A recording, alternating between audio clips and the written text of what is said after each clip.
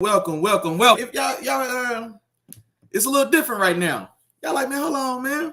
I don't look like Chop. Chop ain't never looked that good. Chop ain't never been that handsome. Yeah, man, my dog Chop, man, opening today's show, man. My dog Chop had his baby girl today, man. Beautiful baby Joey Love. So congratulations to my dog, man. He's taking some well-deserved time with his new family, or with a new addition to his family. And so, yeah, man, he's gonna go ahead and sit this one out. Believe me, man, my dog wanted to be here, man. But like I said, man, hey, life had other plans for him, man. So you gotta take care of home base first. So well wishes for my dog Chop, man. We love you, dog. We appreciate you as always, man. We so happy for a safe and healthy birth of your baby girl, man. We so happy to hear that LaShonda's doing well. And so, hey, man, we can't wait to see when you get back, big dog. But yeah, man, y'all go ahead, follow in here, man. We're gonna make it through this thing. See if we can make it through this thing together. Okay, I got a few of y'all in here with me. Appreciate you. Yeah, man. And so, and you know what? Give me 1 second, y'all. I'm trying to find my chat on here. Give me 1 second.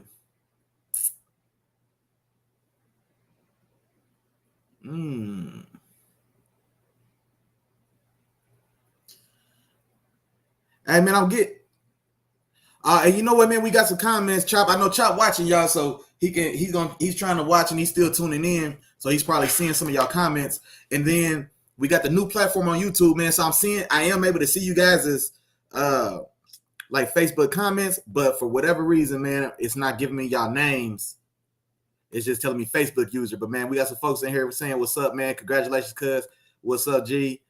Hugs and shout out to Let the Film Speak. From Real Deal STL Sports in the building, my dog, man. Skinny in the building, man. One more time for Real Deal STL Sports, man, for sure. Hey, he already tagging and getting them in here. Appreciate you as always, dog. Lando, Joey Blaze, man, what's happening? Let's see. Hey, Chop that spoke anyway in the chat, man. He said, what's happening? Let the Film Speak fam. Sorry you couldn't be there for the original start, but his dog really gonna hold it down, man, already. Yeah, man. Y'all following this thing for me. And you know what? Actually, y'all, I'm gonna send a link, I believe.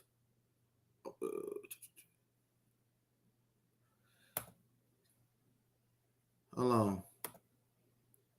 So I'm gonna try. There's a link I can send y'all so that you guys' names will show up in the chat if y'all willing. Because, like I said, man, it's a different animal today, and so I got comments and no names, man, because we're using a different platform. If y'all don't mind, man, if anybody don't mind, try to fool with me so I can see y'all names. And actually, while I'm working on that, now you know what, man. I tell y'all what, I'm gonna see if I can get the Facebook up on my phone here, so I can try to read the chat from there. Yeah, we just gonna have to rock out, man. We just gonna have to rock out. Okay. Yeah, man. Y'all give me one more second, man. We're gonna get the party going. We're gonna get this show on the road.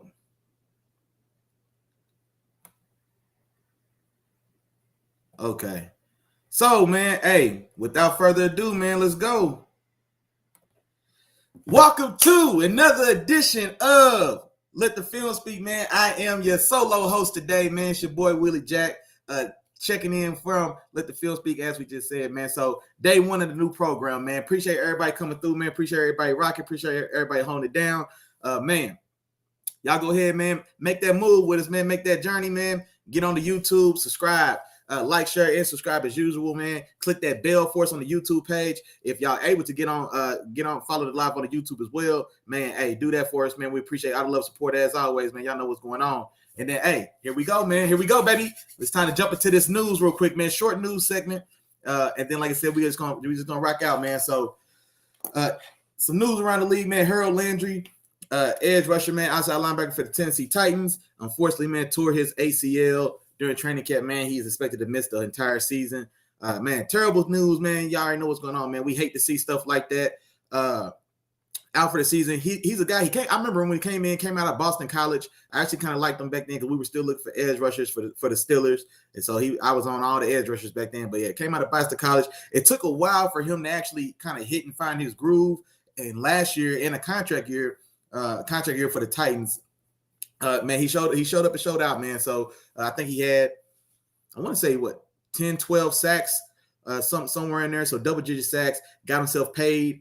I want to say he signed like a 5-year, $80 million contract, somewhere in there. I think it was pretty comparable to the deal that Bud Dupree signed when he left my Steelers in free agency and signed with the Titans. So I think his contract came in somewhere around there.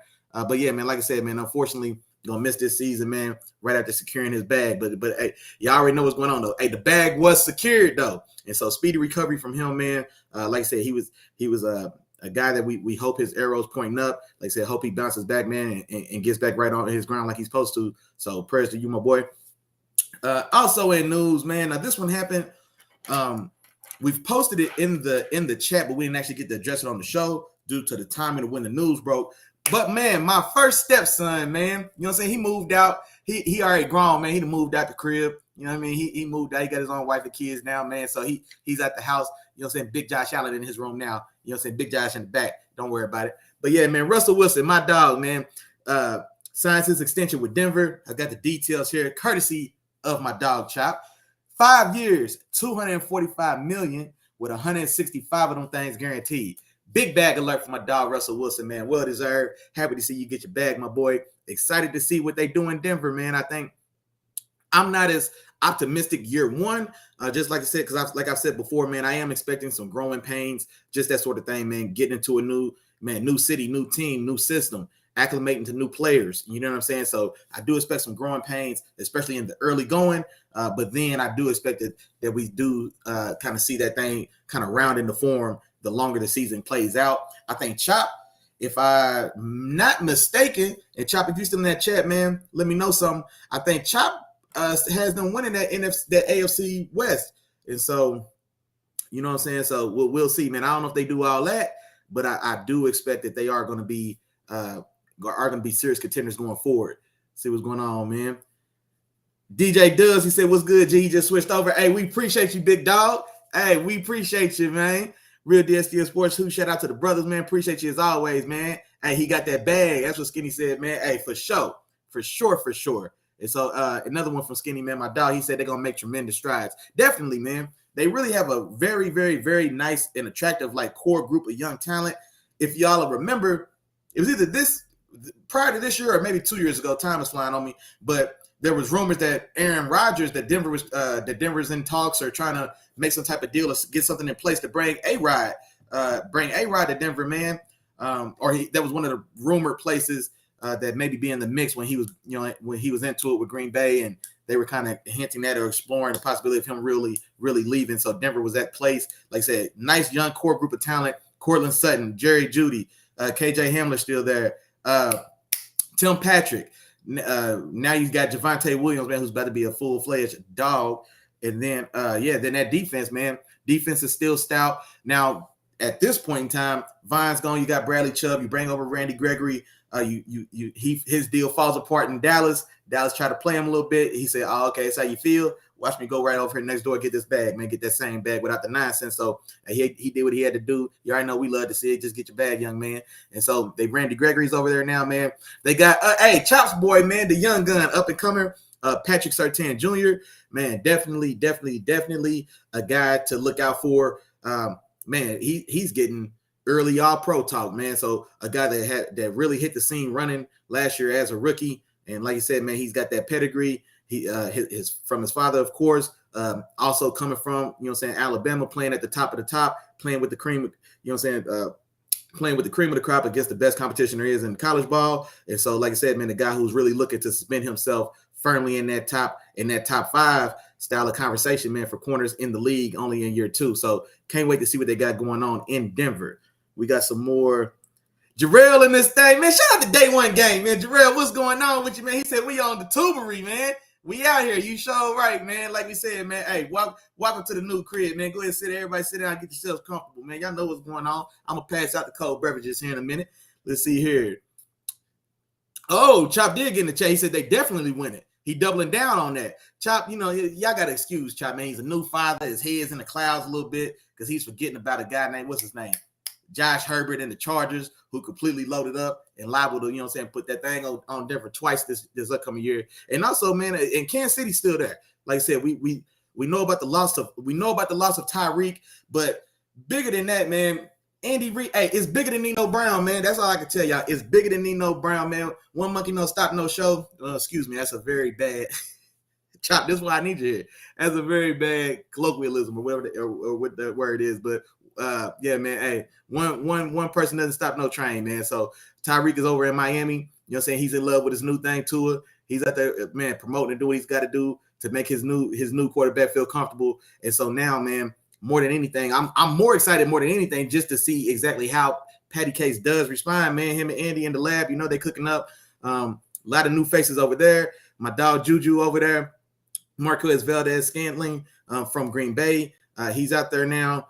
Man, the young gun, man, Scott Moore, can't wait to see as the I don't know what to expect in the early going, but as the year progresses and as thing goes on and he gets himself acclimated and kind of, gets himself going, I like to see if he's able to make an early impact as a rookie as well. So you still got the OG, man, Travis Kelce. He's still over there, man, still a very dangerous weapon, still a top 3 tight end in this league.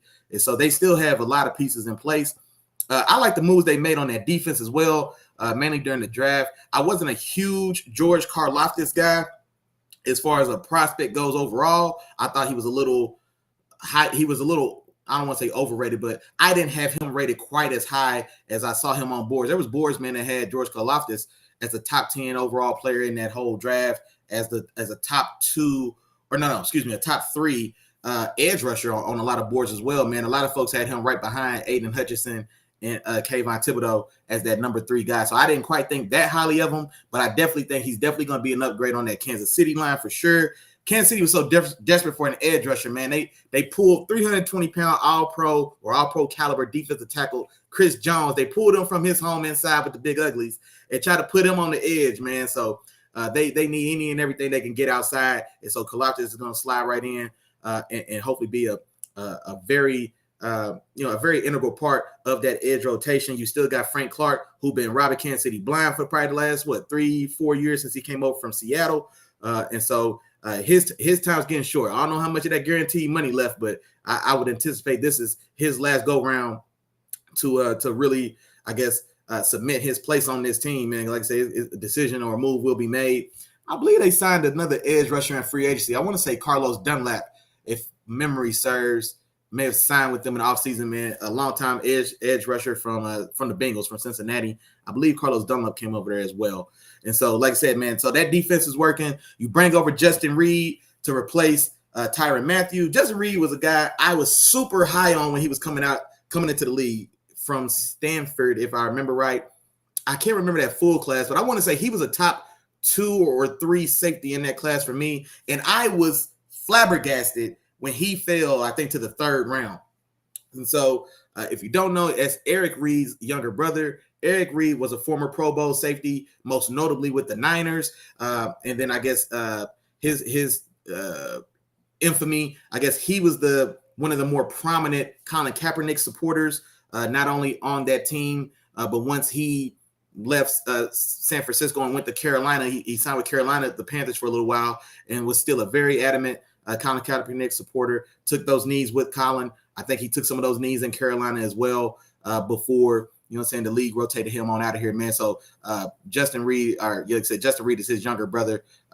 Different style of safety. Eric Reed was more of a strong safety, more of a strong safety run support guy, whereas Justin, he still got some thump now, but he's a little more explosive of an athlete, more rangier, not quite as big or bulky. But definitely love that signing for Kansas City for sure. Man, what else they got going on, man? I like their young linebacker group. Willie Gay Jr. I like him a lot. 4'3" guy, linebacker, great range. They got the hometown kid Nick Bolton out of Mizzou. So they got a nice young kind of tandem right there. But yeah, man. So excited to see just what Kansas City does, and just that division as a whole. It's going to be on fire. So can't wait to see that. Let me see here, man. A couple other comments, man. Jarrell in this thing, man, he said, shout out to Chop, man. Happy dad of 2. For sure, for sure. Let's see here. Oh, one of the comments, man, says, I wish you, if you hear me read your comment, man, put your name in there so I can shout you out. But it says, I think year 1 is a slight learning curve, and then year 2 they compete. No, I think so as well. And so, yeah, I think so as well. Like I said, I think maybe towards the end of the year they start really rounding into form, and they're going to be hard to deal with. But like I say, in that early going, man, I'm definitely expecting some growing pains. Maybe I should have said some labor pains, man, in honor of Mrs. Chop. Yeah, bringing a beautiful baby girl into the world today. So, but yeah, man, waiting to see just how that plays out. Hey, Skinny said, Chop. Skinny said, you tweak it, bro. You must have been fooling with him, man. Fooling with him in some of those adult activities, bro, because you out here wilding. If Denver going to win that series right here off the top of year 1. Somebody else told me that Kansas City not losing that division. Oh, okay, that was Skinny's comment as well. Okay, for sure. The year two they compete. Okay, yeah, appreciate you, Skinny. Yeah, if y'all don't mind, man, when you comment, go ahead and put your name at the end of your comment as well. Like I said, until we, like I said, get everything worked out, man. And I can, right now, I just say, like I said, it just says Facebook user.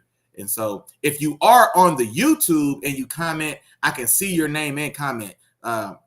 Like I did for my dog Jarrell, man. That's day 1 game right there, man. So I can see your name and your comment if you on the YouTube. If you still on the Facebook, I can see your comment, but it doesn't have your name, just Facebook user. You'll have to do some style of authorization with Facebook to release or so to show me your name. And then one more time, man, somebody else in the chat said, congrats JB on a beautiful baby girl. So, hey, man, I'm sure I can speak for Chop when I tell y'all, man, he appreciates all the love for sure, man. And I'm sure, like I said, once again, speaking for him, I know my dog overjoyed, man. So congrats again to my brother, man.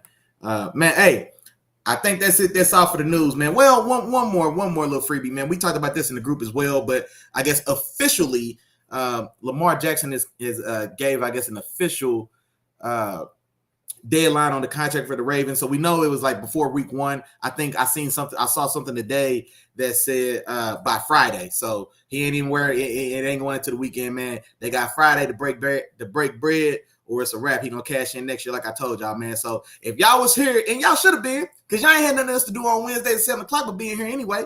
So when we talked about it, I think a couple shows ago, one of my predictions for this year was that he doesn't get a deal done before the season, and then he comes back next year and hits them completely over the head, a la Joe Flacco before him, the guy he supplanted, and Kirk Cousins. Betting on yourself, you come back around, man, and cash a historic bag. So I definitely expect him to set the market next year.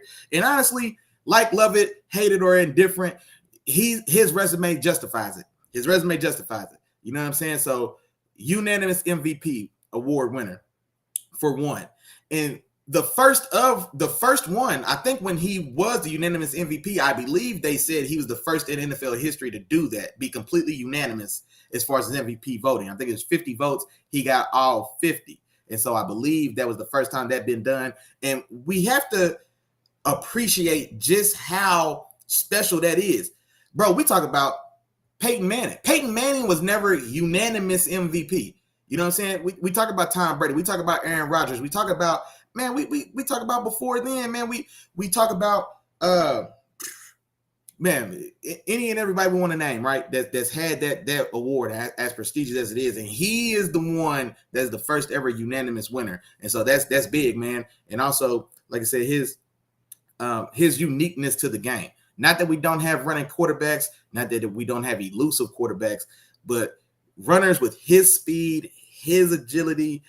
Man, he's taking boys' ankles and taking their souls out there and putting boys on highlights. So I don't know if there's anyone as scary as him in the open field. I don't know if there's anyone more scary in the open field than Lamar Jackson. Him and Tyreek are the 2 scariest one-on-one players in open field in this league, bar none. Oh, that last congratulations from Hep, man. Coach Hep, what's going on with you, baby? Hey, appreciate the love, my dog.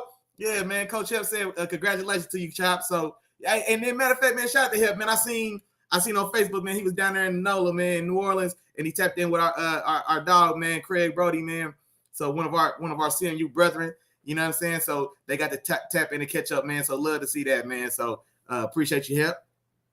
Then Jarrell, man, day 1 gang in the building. He said he think the Ravens want him to set the market They ain't letting them go. Oh yeah. No, I don't see how they let them go. That team has completely been, and not even to say completely revamped, because they've always been a team that's been submitted in the run game.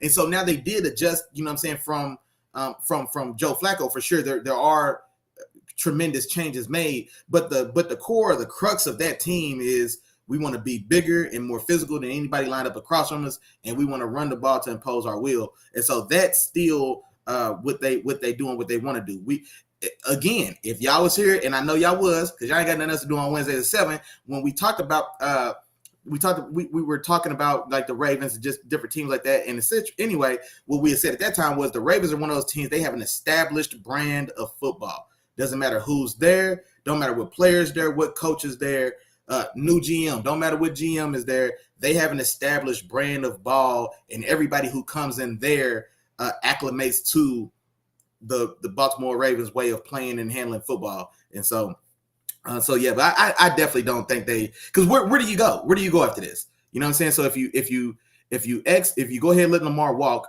which just like Jarrell said, they can't. I don't see any way that they do. But if you do, so where do you go from there? Like, who do you go get? They're going to perform well this year, barring any style of injury. They're most folks are projecting them to, if not win that division, then to compete neck and neck for that division with the Bengals. Is how most people see the division playing out. So they're going to do well. Baltimore is not going to be in position to draft near the top of this upcoming draft, and this is slated to be a very talented incoming quarterback draft class coming up as well. C.J. Stroud, old boy from Alabama, Bryce Young, Will Levis out of Kentucky, Anthony Johnson, I want to say out of Florida. It's a little early, man. I ain't got all these names right off rip yet because we ain't at that time yet where, man, I can rattle all these boys out for you, man. But it's a very, very, very, very talented incoming quarterback class. Ooh, Anthony Johnson. Now that I'm talking about it, Anthony Johnson is getting completely unwarranted, mind you. But I heard Anthony Johnson getting some Cam Newton comparisons, man, from Cam Newton at his time in Auburn, which is disrespected, man. Cam Newton is turning into one of those players who may be one of the most, like his legacy might be one of the most slept on or disrespected or just overlooked. People don't really appreciate, in my opinion, people don't appreciate how special Cam really was. But yeah, there's a kid in Florida, man, like I say, Anthony Johnson, drawing those comparisons. I can tell you right now, he's not as big. He's not it, man. He's not it. Cam had 2 or 3 inches and 20 or 30 pounds in that boy, and was one of the most dynamic runners we've ever seen in college football. You know what I'm saying? So Anthony Johnson got some real big shoes to fill. And mind you, he took a middle of the pack Auburn team to an undefeated championship. You know what I'm saying? So yeah, the kid in Florida, man, wish you well, but nah, hey, that's some big shoes to step into, man. People are giving you those type of comparisons, but nah, hey, anyway, man, I do think that is it for the news. Y'all here in the chat, man. Hey, we running this show together, so let me know, man. Something going on, drop it in the chat, man. We can get busy. But without further ado, man, a message from the sponsorship. As always, man, today's episode, Let the Film Speak. Ain't nothing changed, man. Ain't nothing changed but the location. Has still brought to you by the 3 amigos. That's like, that's share, that's subscribe, man. That's a 3-piece spicy. That's a 3 the hard way. Like, share, subscribe. Y'all already know. Oh, forgive me. I forgot. Chop just had a baby today, so y'all know we got 4 parts now, man. It used to be a 3-piece, and now it's a 4-piece. You got to like, you got to share, you got to subscribe, and you got to hit my bell. You got to ring my bell, my boy. Notification, man. Be a part of the membership, man. Hit the bell, man. Be like I said, be a part of the membership, man. Really tap in, lock yourself in, man. Be day one gang, man. Hit that notification bell. Hit that notification bell. Like, share, subscribe. Hit that notification bell or get your bell rung. Today's episode is brought to you by these hands.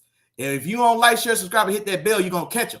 So, hey, man, y'all know what's going on, man. We appreciate everything. All the love and support as always, man.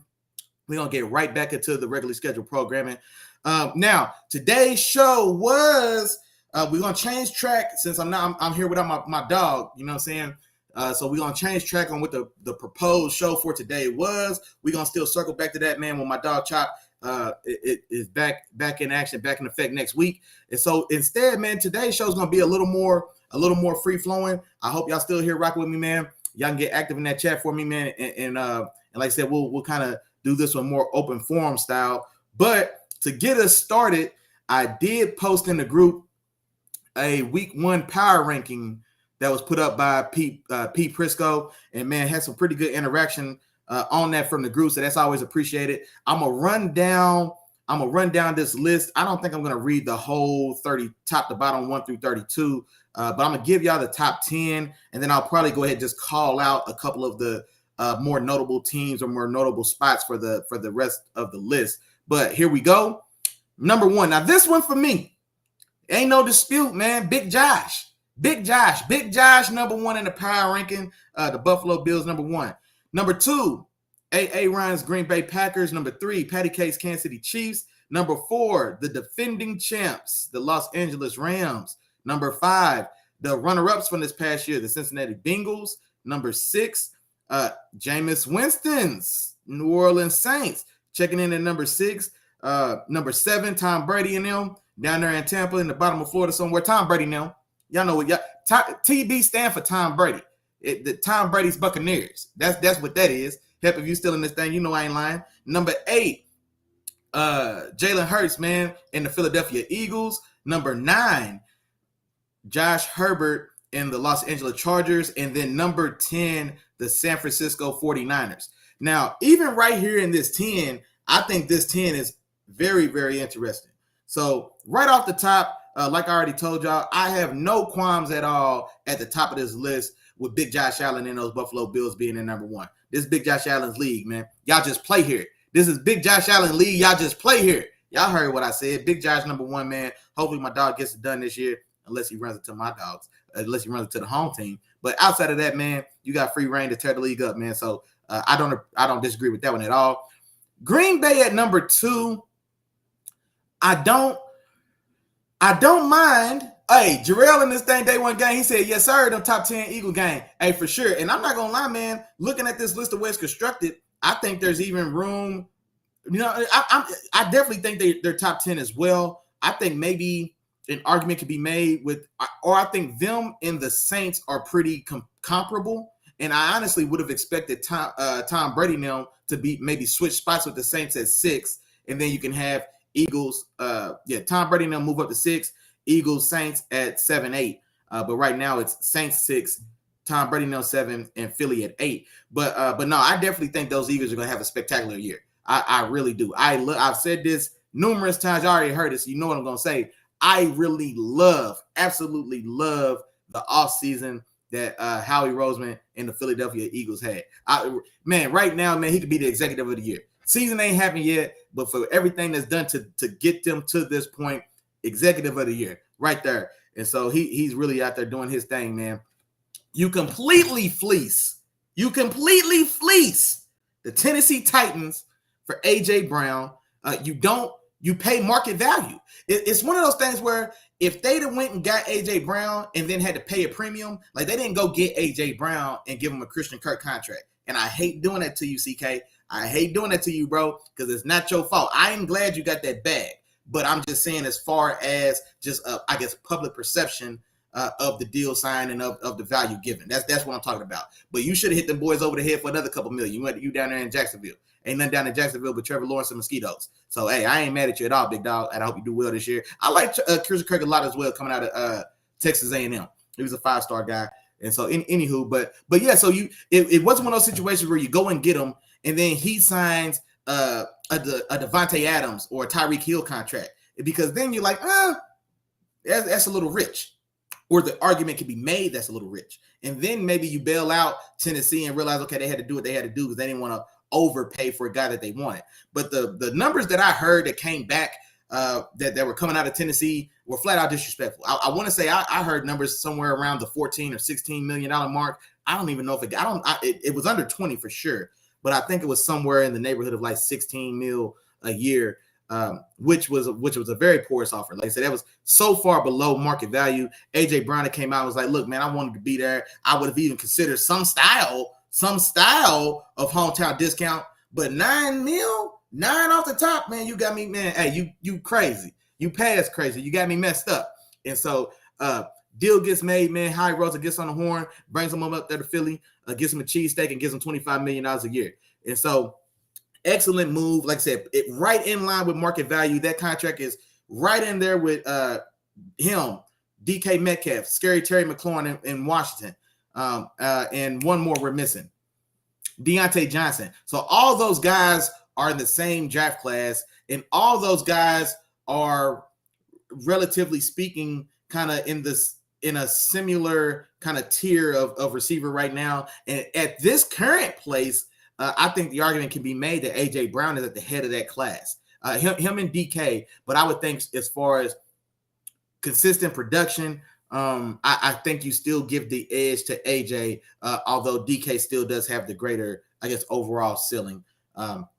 But yes, I think he'd be at the head of that class, man. But he like I say, he signs a deal right at market value. So, man, you can't lose there. Love the draft of Jordan Davis out of Georgia. How many boys on the planet 6'6", 350, run 4.7? Enough said. You know what I'm saying? So I love that move and love that move for that team. Philadelphia, Jarrell. Whoa, who is that in there talking spicy? You didn't even put your name. Hey, when you say something spicy like that in my chat, big dog, you got to sign your name on it, man. Somebody said AJ Brown is the worst of that group I named. Man, hey, you're going to have to talk to me. First off, give me your name, and then I want you to rank those four, that class in your order, and then you're going to also have to let me know how you came up with the rank you got if you got AJ Brown at the bottom. AJ, DK, Deontay Johnson, and Scary Terry McLaurin. I don't know, big dog. You have to talk to me a little bit. I need some answers. I need to know. Look, you done threw off my whole train of thought with your 9-6, big dog. Jordan Davis was talking about big boys in the middle. So Philadelphia is a team that builds inside out on both sides of the ball. It starts with the O-line on offense. It starts with the D-line on defense. You got an aging Fletcher Cox, who was an all-pro guy, was a very dominant guy in his prime. There was a couple years where he was the number one guy in the league, actually, for a number of years. This is right before Aaron Donald really kind of hit his real stride and kind of cemented or took over that spot as the clear number one guy. So right before that, man, there were some guys, Fletcher Cox. Man, me and Chop talked about this as well. I think Marcel Darius was in that mix at this time. Cam Hayward was still kicking around. I think this is before Chris Jones. A little bit. So anyway, you've got the next heir apparent right there in the middle. You come right back to Georgia. You get Nicolby Dean in the third round. I believe it's the third round. A guy that was depending on what board you're looking at, the number 1 or number 2 stack linebacker in this class, middle linebacker. You get him in the third round. Guys were he was another guy that had first round potential. Bottom, middle of first, top of the second type of guy, and I think they get him in the third. A little undersized. I think he is about 5'11", 220. About 5'11", 220. Flies around, man. So as you expect when he's a little undersized. You still got Darius Slay. They brought up from Detroit. Criminally underrated guy for a number of years. Getting out of Detroit, there was a couple things that really helped improve his name recognition and just stock around the league, and primarily it was just getting out of Detroit. So he's been playing that same ball that he played in Philly last year, but he was doing it in Detroit where you win 2-3 games a year, and that stuff gets overlooked. And so now his talents are more fully appreciated now that he is in a different market in Philly. So you get him, man. Another one absolutely stole Chauncey Gardner-Johnson from the Saints. Chauncey Gardner-Johnson is one of he's like a combo nickel safety from the Saints. The Saints, of course, who brought back home Tyrann Mathieu, and so that secondary was a little crowded. They already got Marshawn Lattimore. Now you've got Tyrann Mathieu. You still got P.J. Williams. You still got there's the other corner whose name I can't think of. Forgive me. But so it was a little crowded in there, and the way that Tyrann Mathieu is most likely going to play in with New Orleans is going to probably him and Chauncey Gardner-Johnson were going to be a little redundant, and so Howie Roseman to the call again, man. Got on the horn, got CGJ. I'm gonna say the CGJ. Y'all know what I'm talking about. Got CGJ for a pack of Skittles and 2 packs of Funyuns. You know what I'm saying? So didn't give up much at all to get him up there to Philly. Jarrell, man, if you're still in the chat, I believe they had signed Jaquiski Tart, safety from the Niners in the offseason, and then also had Anthony Harris, former safety with the Vikings, that was a running mate for Harrison Smith up there. And I believe Anthony Harris got cut for sure, but I think it was discussion in a chat, one of y'all Eagles fans telling me that Jaquiski Tartt also got released, and so they may have let go of both of those guys, and now you got CGJ back there to roam that secondary with Darius Slay. Oh, and then also James Bradbury. How'd I forget James Bradbury, a guy that made his name in Carolina with the Panthers. Carolina didn't want to pay him. He signs a pretty decent free agent contract with the Giants. Now, I don't necessarily want to say that he played to the level of his contract that he signed in free agency with the Giants, but it's still a very solid and competent starting cornerback. And so it doesn't work out with the Giants, the new regime. They're looking to trim fat where they can, knock some of the pressure off their salary cap. And so they go ahead and let him go. And one more time, man, Howie Rose is on the phone and brings him into the Eagles as well. So all told, man, I just love everything that the Eagles are doing this year. Howie Roseman money always good with me, man. Howie Roseman could do no wrong. You know what understand me? So, Jarrell, day one game back in the chat, man. He said, yeah, they both of them is gone. No, you good, bro. You ain't never late. I tell you, you can't be late. You can't be late, bro. I tell y'all, we like church. All you got to do is make it. All you got to do is make it. And every time somebody come in late, we don't do nothing but pass the plate. You already know what's going on, man. Oh, here we go, man. Isaiah Malik Holmes. Man, look. Isaiah Malik Holmes had A.J. Brown, the worst of his class of those guys I mentioned before. One more time for y'all. That was Scary Terry, Deontay Johnson, DK, and A.J. And so he had him as the worst. And Isaiah ranks that class as follows. He's got Scary Terry number 1. And you know what? I'm a big Scary Terry fan as well. I've been pumping his name for at least the last 2 years. My dog Chop could tell y'all, man, I thought he was a guy that was criminally underrated for a while. I kept waiting for him to get I wanted him to get his running mate, man. I wanted him to get his Justin Herbert, to get his Joe Burrow, and so we can really see see him produce on the level of the guys that play with those guys, to produce on the level of a Jamar Chase or a Mike a Mike Williams and Keenan Allen.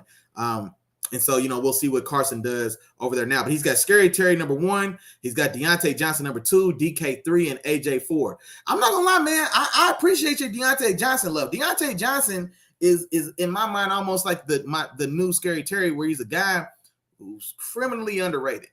I can tell you right now. Now I am a Steelers fan, so I there's no denying that. I won't run from that either. I'm a Steelers fan, and so I definitely am well versed in Deontay Johnson. Top 10 route runner in this league right now. Top 10 route runner in this league right now. Unguardable one-on-one. There's no matchup that I don't feel that he can get in the ring with anybody. I'm talking about he can get in the ring with anybody with his route running one-on-one. So I definitely can appreciate your take on Deontay Johnson. But as a Steelers fan, to this point right now, I'm not putting Deontay Johnson above AJ Brown. I'm just not. I can't. I'm just not doing it. And so now, yeah, I'm just not doing it. There's just no. I can't think of any metric that I could that would validate me putting Deontay Johnson above AJ Brown. Man, I just can't. Deontay Johnson, excellent route runner. He had an issue with drops 2 years ago, and then last year I think he went 12 games or so before he had his first drop of the season, and then he had a stretch for 2-3 games where it looked like the dropsies were coming back a little bit. But all told, I think he finished with single-digit drops, and so it hit when the drops happened. It happened in a spurt, but still definitely shored up his issue with his drops in his hands. And then I'm assuming this is you, Isaiah. Hey, don't forget, dog, when y'all comment, put your say ability to create separation, and then boom, Isaiah. You know what I'm saying? Isaiah Johnson, or my fault, cuz. Where you at? Oh yeah, Isaiah Holmes. You know what I'm saying? So that way I can read it at the same time. But yeah, ability to separate. No, and I'm with you. That's what I was just saying. Crazy routes.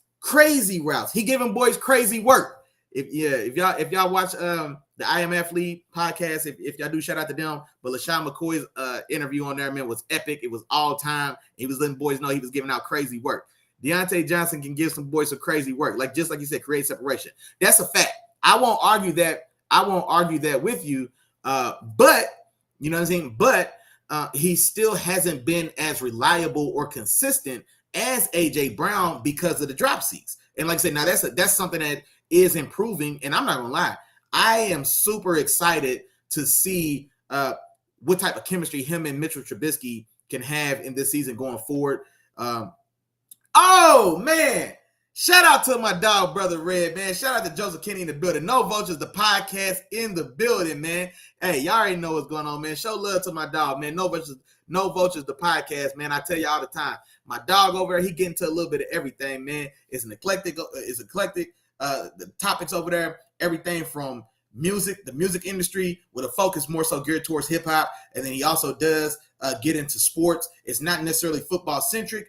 He touches an assortment of topics across all sports, man. So football, and boxing, I would say, are the two contents over there that I enjoy the most, because those are my two favorite sports. And my dog Joseph Kenny, man, he might be a little bit of a historian like myself. You know what I'm saying? So when we get to talk about, I can go over and holler at my dog Joseph Kenny, holler at my dog brother Red and No Vultures, man, and we can, we can chop it up about Jack Johnson, man, and we can chop it up about the old mongoose, man. We can chop it up about Jack Dempsey.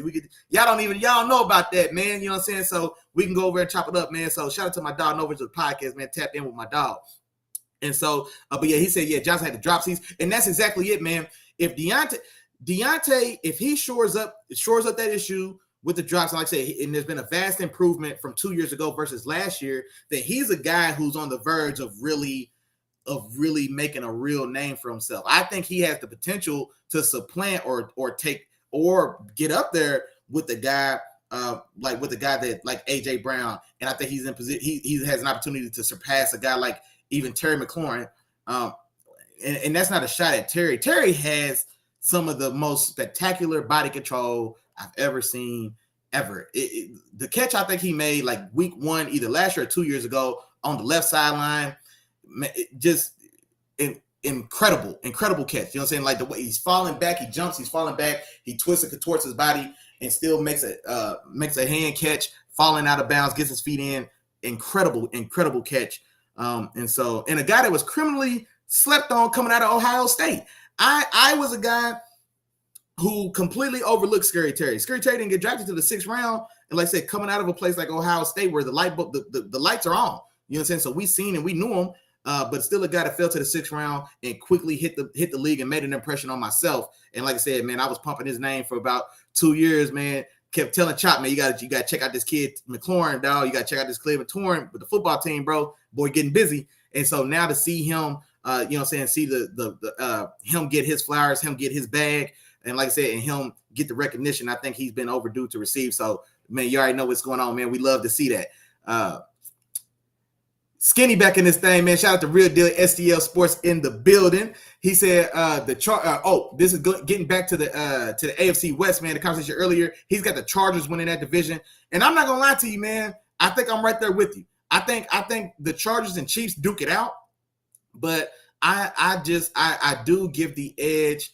I think it's hard to say I'm gonna get an edge, man, to go against established, you know what I'm saying, the established championship pedigree of Andy Reid and Patty, but yeah, man, I'm really excited to see those Chargers as well. You know what, man? Hey, you know what, Skinny? You know what, dog? I don't know if I want to give the Chargers that division because I don't trust their coaching. I don't trust Brandon Staley. Like I said, man, he's a guy, and as a former player, I can appreciate it. Like I can appreciate him riding with his players and saying, hey, 4 for 2 on our own 30. And man, we can get that. Let's go get it. You know what I'm saying? Like, hey, damn the torpedoes, burn the ship. You know what I'm saying? So I can appreciate that type of moxie, that type of confidence, that type of swagger. I can appreciate all that, but leave that for the players, dog. You know what I'm saying? Like I want my coach to be able to objectively sit back and calm me down, because players always want to go for it. You know what I'm saying? If you play offense, you want to go for it. If you play defense, you want them to go for it as well. You know what I'm saying? Because, it's time to nut up. You know what I'm saying? So it's going to be me and you, big dog, and somebody got to pay. And so players always have that mentality that if it's me and you, I'm taking me 100 times, but you need your coach to be that voice of reason and to know when to hold them and know when to fold them. And Brandon Staley, man, he right in there with the players. He right in there like, What y'all want to do? 4th and 4 from our own 16? Run it. Or, not run the ball, but hey, let's go get it. You know what I'm saying? So like I said, man, he's got some growing pains. I think we have talked about this before where I said, I think Brandon Staley's got to show some key improvement. This is a team that, with the Chargers, supremely talented before the offseason they even had. We've been doing a lot of offseason talk. Let's talk about the offseason for these Chargers. You go get Khalil Mack to pair him with Joey Bosa. Huge. I can't wait to see how that plays out. Khalil Mack is still, for my money, if we're talking just run defense on the edge, I don't know if it gets any better. Him and Jadeveon Clowney as well, animal in the run game on the edge. But Khalil Mack, absolute monster on the edge, and is a very competent pass rusher as well. Crazy power and just brute strength. He's a guy, man. I'm not gonna say he's just one arm shivving and clubbing boys like Reggie White back in the day, but hey, there's some clips and some footage of him taking grown men's lunch out there, guards and tackles alike, and like I said, giving them boys the business, man, taking boys off their feet and dumping them in their quarterback lap. And so can't wait to see how they pair and what type of havoc they wreck on offensive lines, man, especially in that division. Raiders, Chargers, Broncos, you know what I'm saying? And just in that AFC in general, Cincinnati, Baltimore, man, JT and the boys in Indianapolis. And so, man, he's going to earn that money playing in that division and playing in that conference now, coming back to the AFC from the NFC, being with Chicago these last few years. But yeah, J.C. Jackson, getting J.C. Jackson over from the Patriots. And so now you've got a very, what's the word I'm looking for? A very attacking style, aggressive turnover guy who creates and seeks turnovers in the secondary. Now in J.C. Jackson to pair him with Derwin James, who, how did we forget that? Chopper, you still in here, man? You forgot to remind me about Derwin James getting his bag, man. Derwin James, the set the market at the safety market, man, for the highest contract. I don't have those details. Like I said, man, me and Chop got so busy talking about my new niece, man, that everything else kind of fell by the wayside a little bit. But so now you've got J.C. Jackson in that secondary. You've got Derwin James, who, when healthy, guys will make the argument, the best safety in the business. Now, I still feel he's got to play a little more. It's just hard to give him that title when you've played 20 games out of a possible, 48. You know what I mean? He's played in just as many games as he's missed. So it's hard to necessarily crown him, but you can't deny the talent, you can't deny the ability, and you can't deny the potential. But now you've got that secondary with those two guys, established guys, respected guys in this league. And you've got the young gun, man. Somebody help me out. The young nickel corner they drafted last year. The young nickel corner that the Chargers drafted this last year, man. I can't think of his name. I'm drawing a blank. Somebody help me out in the chat. My dog, Day One Game, Jarrell in the building, man. He said if Derwin James stay healthy, he finna go crazy. Man, that's a fact. Hey, that's a fact. And especially, there's going to be some additional style of freedom to Derwin now, because now he's got a guy that he can really trust on the back end in J.C. Jackson. And so he can take an extra shackle off himself. And if he does see something, he's even got more freedom to attack and go get something, to attack and go make a play, to maybe extend or even break out of his own direct responsibility to go and be an actual playmaker now, because he could trust that he's got an all-pro caliber guy behind him to help, to help kind of fill in and cover the bases for him. And so, just like you said, man, if Derwin stays healthy, man, it should be a big year for him. And like I said, coupled with, like we started this whole deal, you got Bosa and Mack up front giving boys the blues. And so that unit, man, is definitely primed to make noise on both sides of the field. You still got a young Justin Herbert who's still trying to who's still stepping into his own, man. He's got to clean up some of his decision making. He's got to clean up some of his late game or pressure situation decision making specifically. But he's a guy who's ascending. And so you've got him. You still got the OG and Keenan Allen, still a top 3 route runner in this league. You've got Mike Williams, who also signed a nice bag, man, $20 million a year. Big body deep threat. one of those guys that's going to thrive on 50-50 balls, 50-50 balls or 60-40 balls when you throw into a guy like that can go get it, go give you one of these and go get that thing, man. So they've got all the weapons you want, man. A touchdown machine in Austin Eckler, guy who led the league or tied for the league lead in total touchdowns last year. Got ahead, I want to say roughly 20 touchdowns. So they've got weapons across the board. That offensive line is still it's still got a little bit of concern or worry until we see that it is going to be improved. It's mainly so on that right side. You go get Rashaan Slater. He was my top tackle coming into the draft. Was that 2 years ago? I think Chop had old boy from Oregon that got drafted by the Lions. I said, give me Slater, and he didn't disappoint. A Pro Bowl caliber guy as a rookie at left tackle. Those guys don't grow on trees. So excellent draft pick there, and a guy who's going to be a bookend. He needs a running mate, but a guy that's going to be on Justin Herbert's blind side for the next decade, unless, like I said, they don't decide to give him his bag when it's time to. But yeah, those Chargers, man, are going to make tons and tons of noise. Tons of noise for sure. And then y'all give me a second, man. I'm going to go back in this chat. I did a lot of talking, man. Let me go ahead and get at read some of these comments from my folks, man.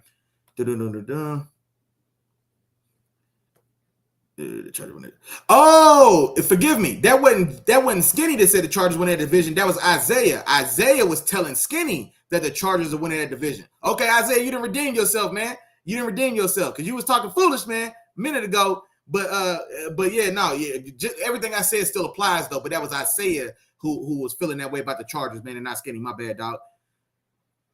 And then Isaiah said his quarterback was a shot on Big Ben with a half-ass run game. Hey, and now that hold on, man. I just tried to let you back in, and then now you're gonna make me put you back out. You know what I'm saying? But I understand and agree, and I understand where you're coming from. The running game, the running game itself, because the problem's not Najee. Our offensive line is trash. I'm gonna say R because I am a Steelers fan, and so trust me, I live and die this stuff, brother. So I feel you.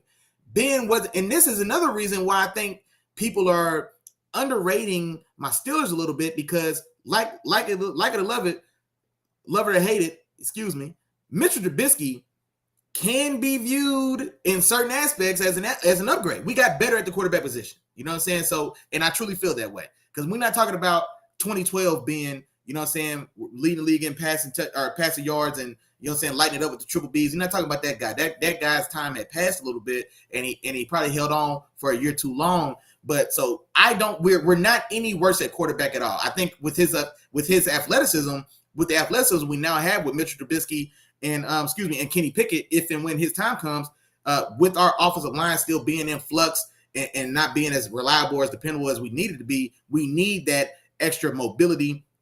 Coupling that with Matt Canada, our offensive coordinator now for 2 seasons, who hadn't even got to fully implement his system, because his system does require athleticism at the quarterback position. And so now we'll get to see, fully kind of what's in store, I guess, or what all that offense truly holds and what potential they have. And like I said, and I absolutely love our young core group of talent. I think our young core is every bit as talented as I would say it's a top 5. That might be a little too much. Y'all ain't gonna let me have that, but I'll say top 8.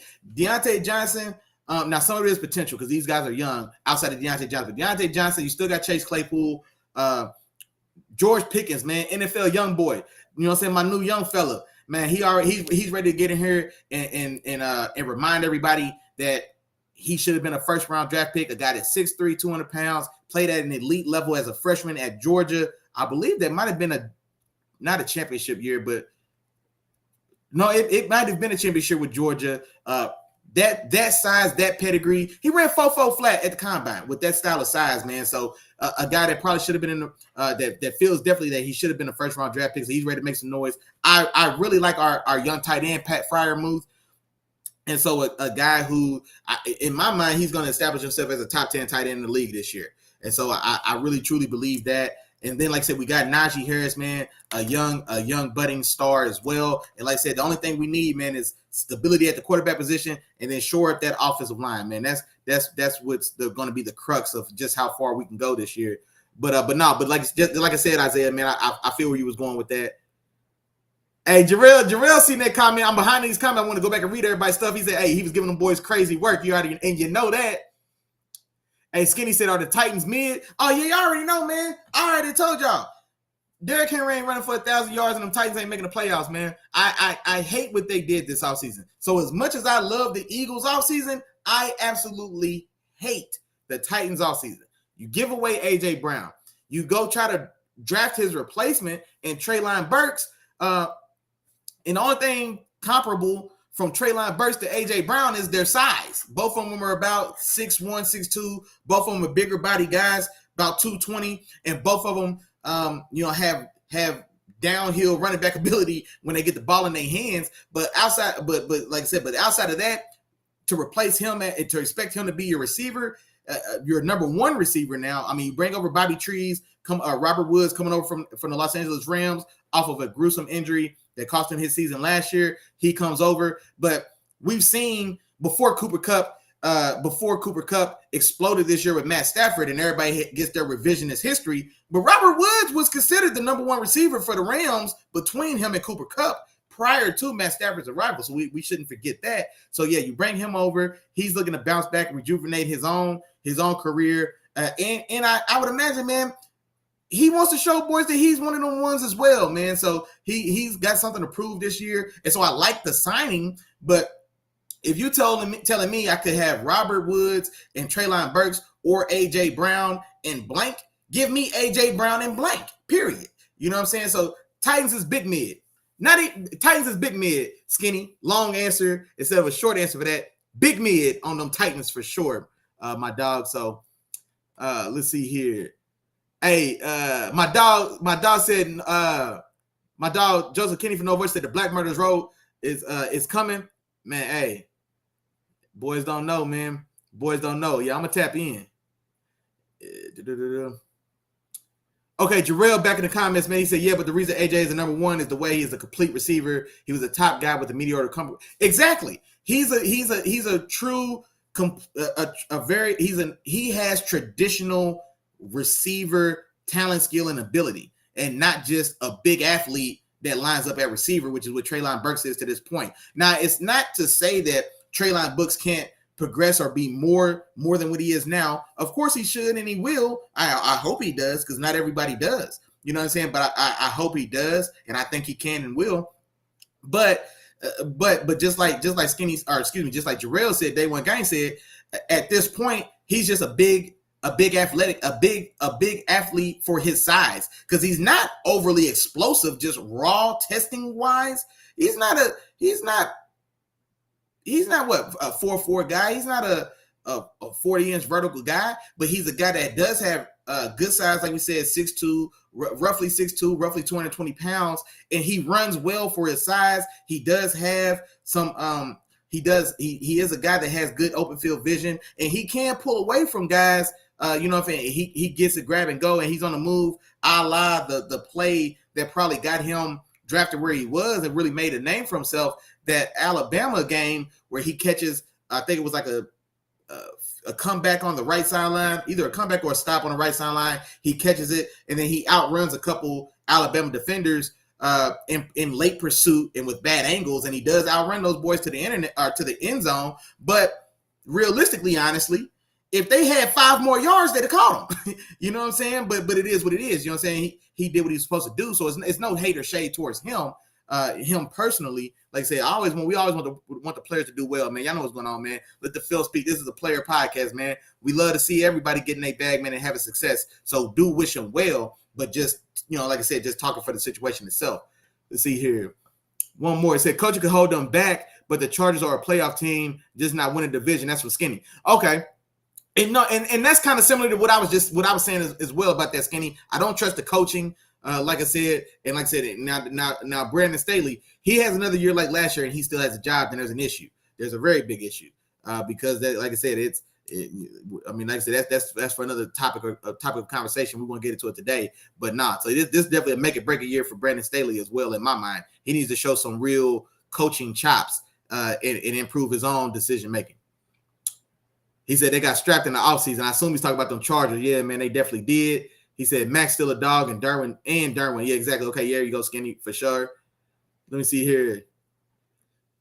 Oh, Brother Red coming in high. He said Derwin James can be better than the Honey Badger at his best. And you know what? That's not a terrible, like, their style of play, I think, is comparable because Honey Badger, Tyrann Mathieu, he's a nickel defender. He's a nickel safety, like a combo nickel safety, just much like we were just talking about CGJ, Chauncey Gardner-Johnson, who they let go to make room for him, who the Eagles went snatched up. And so Derwin at his best is also, he's a chess piece like that as well. He's a guy that, I mean, if need be, he can cover a half. You know, if you're going too high, he can cover a half. But he's more valuable when you let him be in the mix. Let him live and roam somewhere between 8 and 15 yards as a lurk zone defender, where he gets to just use his eyes and be where the ball is, and you can match him up. I told Chop he's a mismatch eraser. So teams with different formations, you come out. You may come out in what looks like a traditional 3-by-1 because you've got, 3 receivers, you got 1 tight end and 1 receiver, but maybe instead you go 5 wide, and now you're forcing a linebacker to try to cover Travis Kelce 1-on-1, or let's say Christian McCaffrey or Alvin Kamara. They're split out. You're trying to cover those. So those are generally mismatches that benefit the offense. Tight ends traditionally are too big for safeties, too fast for linebackers. That's not the case with Derwin James. Derwin James will sit in Travis Kelce pocket. Derwin James will sit in George Kittle pocket. Derwin James will sit in Darren Waller's pocket, Mark Andrews' pocket, whoever we want to say. Them boys ain't getting over on him. You know what I'm saying? He's just as big and he's faster and just as strong as all those guys. Well, maybe not just as strong as George Kittle. He got that country Iowa strength. But still, man, like I said, he is the mismatch eliminator. And so there's not an advantage. Here's what Derwin James does for you. You have the option to stay in base against some of those fronts as opposed to being forced into your nickel package. And so essentially your nickel package, we all should know, you lose a linebacker, you gain a DB. So there's 2 linebackers on the field now, and now you got 3 base safeties, 3 base corners. And so what Derwin James does, like I said, being a mismatch eliminator, you can stay in base. Because now you don't need to bring in a 3rd safety to cover the slot defender or to cover a split out Travis Kelce. Because now, let's say even if we in base, and depending on what the call is or what we into, we can roll Derwin down and put him on a lot of these slots or a lot of these move tight ends and things like that. So he definitely has that style potential. I don't want to necessarily just give him that nod over Honey Badger just yet, because Honey Badger was a tremendous talent. He didn't have the natural gifts and ability like Derwin. He wasn't 6'2", 230, you know what I'm saying, running 4.44. I think Derwin ran like high 4.4 or high to mid 4.4. He didn't have that. Tyrann Mathieu looked like a dude you would hoop with at a YMCA. Boy, about 5'9", $190. You know what I mean? He didn't run 4.4. He was a 4.5 guy, which is good speed. You know what I mean? So a 4.5 guy. He didn't have just a lot of that raw natural athleticism and size benefits that guys like Derwin have, and he's still a complete dog. And y'all know what me and Chop say about that, man. We try not to, we don't want to overplay it. It's been a little watered down. It's been a little commercialized, but no. Tyrann Mathieu is a dog. You know what I'm saying? So he's a dog, man. Will get in anybody's chest. You know what I'm saying? All 5'9", you're going to get all 5'9" and 190 pounds of them in your chest when the time comes. And a guy who's a ball magnet. And that carried over from his time at LSU, where he's just a guy. There's some players just have it, man. You can't explain it. You can't identify what it is they're doing. Just guys that they just seem to always be in the right place at the right time. They're the guys who just always seem to come down with a tip pass. They're the guys who just always seem to be on the spot to pick up a fumble. You know what I'm saying? So like just that style of guy. And so Honey Badger, man, Honey Badger at his best, I think he has crested his heel, and so he is now on the backside. I think he definitely does still have good ball in front of him, but like I said, he's crested his peak. But yeah, no, prime Honey Badger, man. Those early days in Arizona, him and Patrick Peterson playing together, man. Those early days in Kansas City, Tyrann Mathieu single-handedly changed the face of Kansas City's defense. You know what I'm saying? Them boys over there they didn't have a lot of respect. That defense was thought to be leaky. to say the least. And Tyron came over there, man, gave them boys attitude, gave them swagger, gave them confidence, gave them, you know what I'm saying, and gave them that oomph they needed, man, to kind of right that ship and get their own style of identity. Like, no, man, we ain't just Patty and Andy. Patty and Andy ain't just carrying this defense, you know what I'm saying? We pull our own weight around here, big dog. You know what I'm saying? So Tyrann Mathieu did that for that defense. So I can't give Derwin that just yet. You know what I'm saying? For one, give me a season, dog. Give me one, man. And I don't want to hold injuries against him in that way, because injuries are something that's unavoidable and it happens, unfortunately. So it's not his fault that he has been injured, but doesn't change price to China. You got to do it though, bro.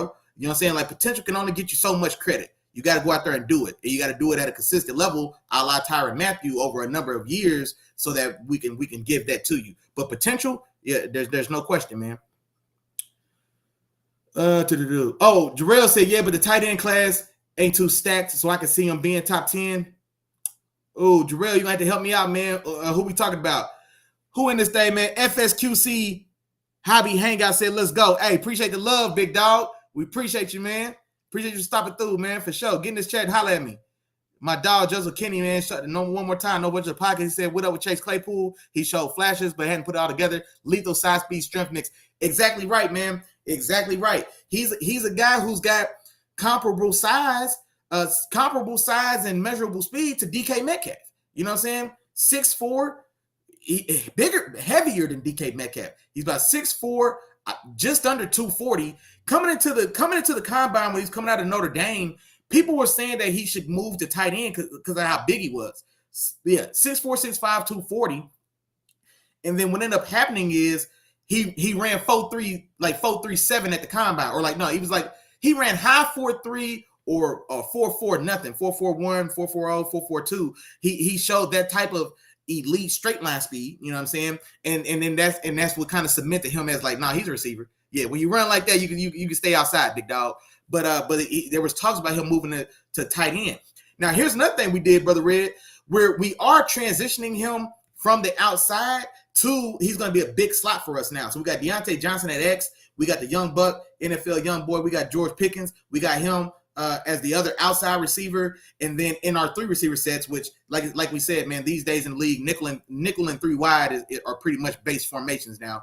And so when we are in our definitive 3 receiver look, Chase Claypool is transitioning to the inside to be a big slot. And that has me excited, man, because now he gets, just like we were talking about mismatches, he's going to be bigger, stronger, and faster than anybody they put on him. You know what I'm saying? It's going to take a guy like Derwin James to level that playing field just raw size, speed, and athleticism. Now, he's still putting it together from a technical aspect. You know what I'm saying? As a receiver, that's still got to come together. You know, he's not going to be a guy that's going to run routes like a Deontay Johnson. But when you're that big, that strong, and that fast, guys that big, that they generally aren't great route runners. There's just, you know what I mean? It's just nothing you can really do about that. They don't have the agility when you're that big. They just don't have the agility. That's just a natural given for smaller, more agile receivers. Your Deontay Johnsons, your Antonio Browns, your Deshaun Jacksons, all these kind of smaller, more agile guys. And so he said, Hobby Hangout, Dubs in the bit. Oh man, Dubs. Okay. Yeah, man. Hey, okay. Hey, see, you threw me off, man. He said, Hobby Hangout. Big Dub in the building, man. For sure. My dog, William White, man. Welcome to the party, my dog. Appreciate you coming in and hollering at us, man. He said, who's that in the comment, man? Said Chief Nation. This ain't Chief Nation. We got love for you, but this ain't Chief Nation. It's one nation now, and that's still a nation. Y'all know what's going on. Stop playing. My dog, Joseph Kenny in the chat said, can Jalen Hurts get the ball to A.J. Brown? For sure, man. I'm telling you.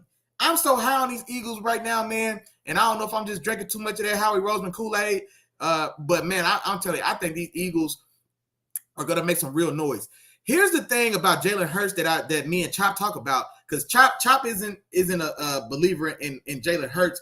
And this is one thing I always tell Chop is incredibly raw as a passer, especially coming in. But he's had market improvement year over year. Every year he has gotten better. And so given the track of where he's been at these last 3 years, I see no reason to think he's not going to take another step forward this year, and especially with another weapon, with another top 15 weapon in A.J. Brown.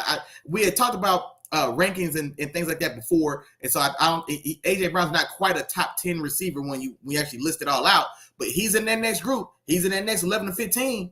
You know what I'm saying? So he's firmly in there for me.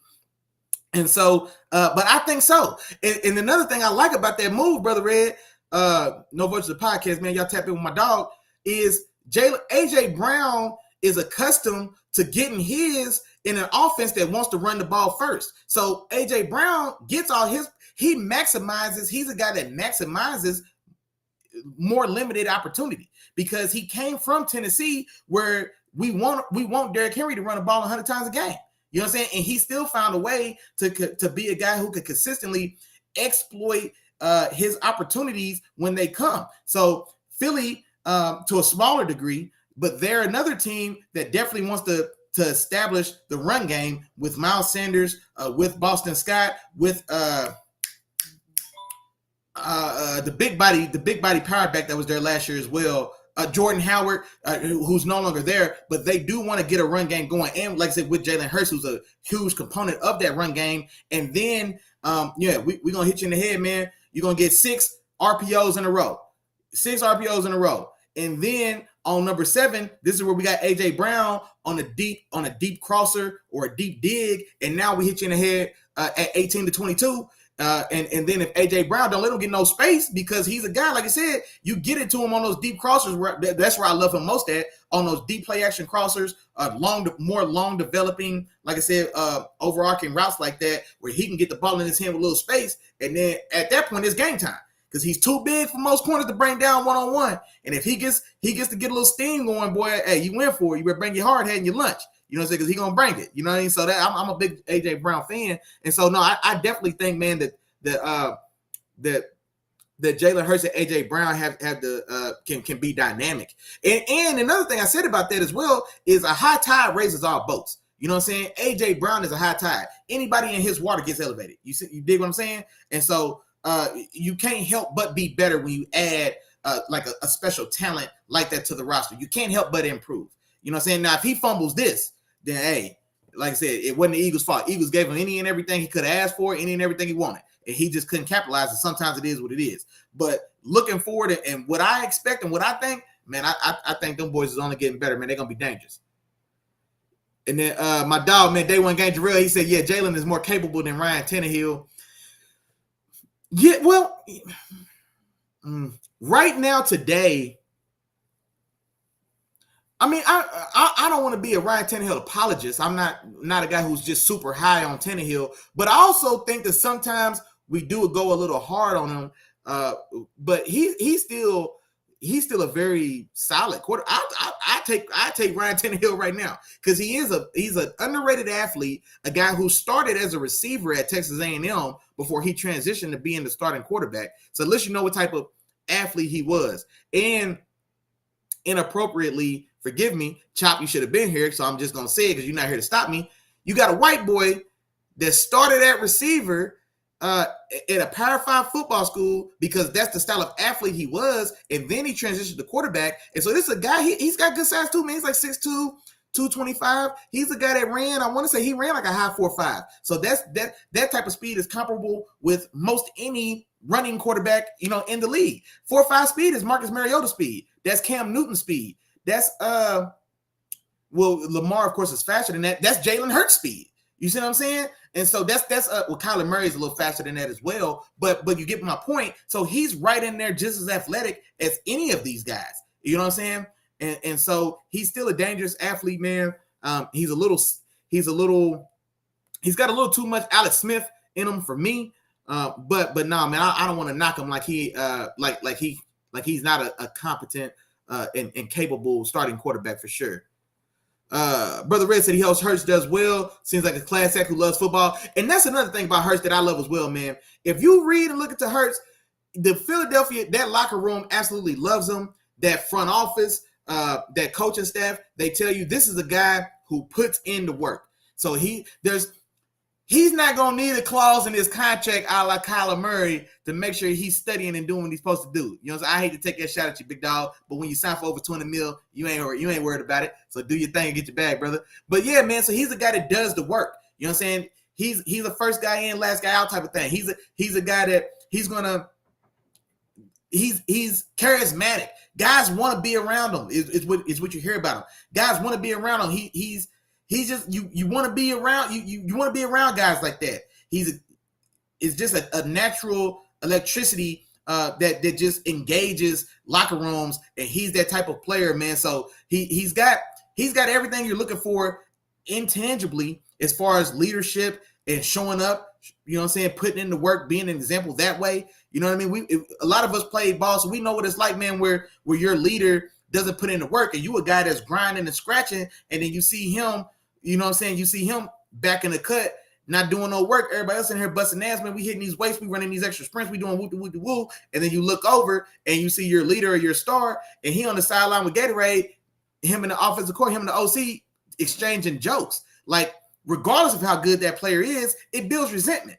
Or in any player, I don't care who it is, it builds resentment. Nobody wants to work and look over and see somebody on your team who's not working, because if you're working and he's not, you can't tell me he takes it as serious as I do and I'm working. So you don't run into that with a guy like Jalen Hurts. He's right there in them trenches.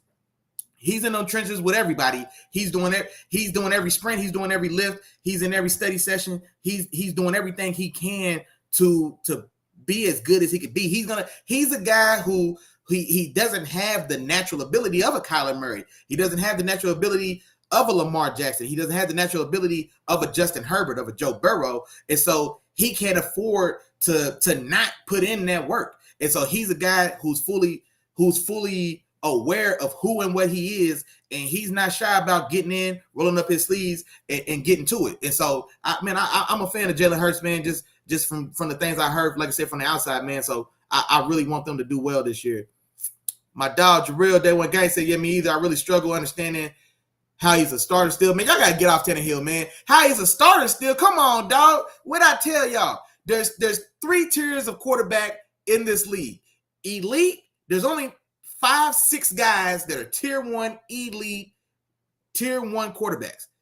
Then there's about 20 guys that are tier 2. There's everybody else. If you're not one of them ones, if you're not Joe Burrow, you're not Justin Herbert, you're not Patty Cakes, you're not Big Josh Allen, you're not Aaron, you're not TB12, Tom Brady. If you're not one of them, you a guy, period. You know what I'm saying? So the rest of the league is guys. The rest of the league is Ryan Tannehill. And then you get to the very bottom, you know what I'm saying? Like there's those 5-6, there's 20, there's 20 other guys, there's 20 other Ryan Tannehills, and then you've got the last 4 or 5 just, you know what I'm saying, just you've got the rest of the 4 or 5, and that's your Drew Lock, that's your Geno Smith, that's your Jacoby Brissett, you know what I'm saying? You feel me? That's your Teddy Bridgewater. You got that's those guys. And so Ryan Tannehill is the league. Ryan Tannehill is the quarterback position. You either got a Ryan Tannehill, you got a guy you can't wait to replace in the draft, a la Geno Smith or Drew Lock, or you got one of them ones. You see what I'm saying? So we can't knock Tannehill as a starter, dog. We just can't, man. Facebook user, he said you got to stay on the field. I believe he's probably talking about when we were talking about Derwin James. Hey, don't y'all forget, man, when y'all comment, put your, say your comment, give me like a dash or a slash and put your name if you commenting from Facebook so I can give you your credit for your comment, big dog. My dog Jarrell, man, on these Eagles again, he said this is definitely Jalen's year to show this is his team and he's the guy and he believes he'll do it. Oh, okay, that was Skinny. Yeah, got to stay on the field for Derwin. Okay, yeah, appreciate you, Skinny. Oh, my dog Skinny crossed over. He crossed over to the dark side. Hey, shout out to you, my dog. He logged in on that YouTube for us, man. Real deal STL Sports in the building. Tap in with my dog, man. Wide range of I think it's primarily sports and primarily football. I think primarily from what I've seen over there. Skinny, man, if you in the chat, drop and correct me, man. Let me know if I'm wrong. I don't want to, I don't want to sell you short. But I just like I said with my dog, Brother Red, man, I like going over there. Like I'm in Texas, I'm in Dallas, but I'm from Missouri, and so I've got ties to St. Louis, man. And so he's real integral, and he's really in tune with the sports scene right there in St. Louis. St. Louis, greater St. Louis metro area has a very good, a very talented high school football football. What am I looking for? Culture or programs around that area. So you've got an assortment of St. Louis based teams for sure. Then you've got East St. Louis, which man, they ain't got nothing in East St. Louis but strip clubs, abandoned factories, and boys that play football because they turn out some ones from East St. man. So, but yeah, he's dialed in, man. He comes out with he does like a weekly high school power ranking for the greater St. Louis area for football, man. So I always love seeing that. Y'all know how I get down, man. I don't need an excuse to rank anything. I love rankings, man. I love you give me four or five of anything. I got to put them in order. You know what I'm saying? So I like getting over there, even though I don't necessarily know the specific teams and schools and the local players. I still just like looking at the list, man. And so y'all got to fool with my dog, man. Real deal STL Sports in the building, man. Tap in with my dog. And then Jarrell said he was agreeing with me, Willie, about Pat Freiermuth. Oh, Pat Freiermuth is a top 10 tight end. But that's a fact, man. I'm telling you, if you like TJ Hockenson, if you like Dalton Schultz, if you like I guess we could say Robert Tonyan, but I think he's better than Robert Tonyan. Robert Tonyan, I'll give him his props, man. He catches touchdowns and he don't do nothing else. Ain't nothing wrong with that. But you know what I'm saying? If you like those guys, Pat Freiermuth is right there with those guys. You know what I'm saying? And I think everybody would probably, if you're naming 10 tight ends, because the tight end class in the league, it is a little top heavy. You've got those studs at the top, man. You've got Mark Andrews, you've got George Kittle, you got Travis Kelce, you got Darren Waller. So you got those four right off rip that everybody's comfortable saying those are the guys right now. Then you've got a young gun in Kyle Pitts. I think Kyle Pitts is number 5 right now today. I'm putting him over Dallas Goedert. I'm putting him over Zach Ertz. Give me Kyle Pitts. You feel me? Actually, I would say after this season, depending on what Waller does, coming back from kind of a banged up season, Kyle Pitts might be ready to jump him as well, man. So we'll see. But give me Kyle Pitts at 5. And then from there you go Zach Ertz, you go Dallas Goedert.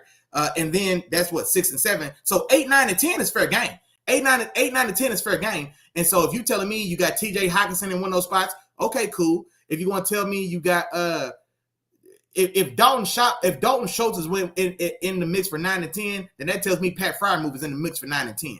And so yeah, Jarrell see where I was going with that, man. So I appreciate it as always, my dog. Brother Red, man, back on Tannehill. He said he hopes Tannehill. He said I hope so. Tannehill was not a very good quarterback at A&M and who converted to a decent college receiver, then moved back to QB. The Dolphins reached the draft from dude is just not a good starting quarterback. Well, see, also don't forget that A&M team that he was on.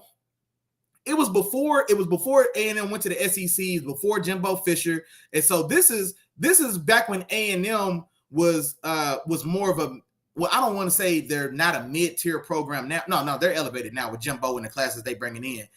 You know they serious now because Nick Saban almost had he threw a whole fit about A&M and the players he taken from them. So they have elevated themselves here of late. But this is back when A&M was mid. You know what I'm saying? This is back when A&M was Baylor. You know what I'm saying? Or well, Baylor's had some recent success, but A&M was Michigan State. Let's say that. You know what I'm saying? A&M was